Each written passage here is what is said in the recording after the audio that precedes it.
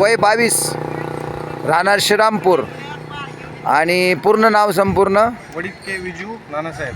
बर, आपण कधी निघला होतात? आम्ही परवा दिवशी निघलो श्रीरामपूरवरून. बर कालचा मुक्काम सापडगावला, काल परवा दिवशीचा मुक्काम सापडगावला केला. बर. कालचा करकमला केला. आज पंढरपूरच्या दिशेने. आणि त्यासाठी खास तुम्ही सायकल नवीन घेतली सायकलचा प्रवास कंटिन्यू.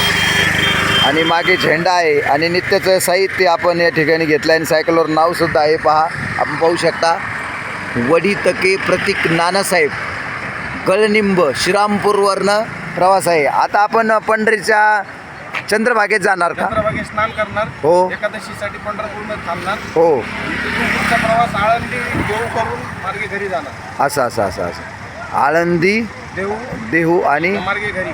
असं असं असं. तर आपल्याला एकंदरीत आनंद सायकलवर मिळाला आहे. पर्यावरणाचं थोडक्यात तुम्ही प्रदूषणासाठी हा संदेश. प्रदूषण देखील आणि आजच्या तरुण पिढीने या गोष्टीकडे वळायला हो, पाहिजे. बरोबर.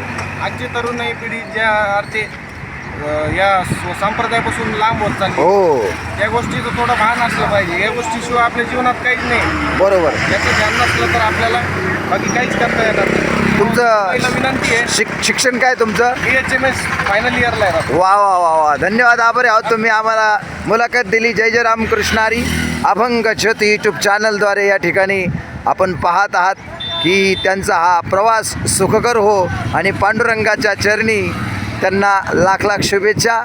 आपण या ठिकाणी अशाच पुन्हा वारकऱ्यांच्या मुलाखतीसह आपण भेटणार आहोत अभंग ज्योती या यूट्यूब चॅनलद्वारे.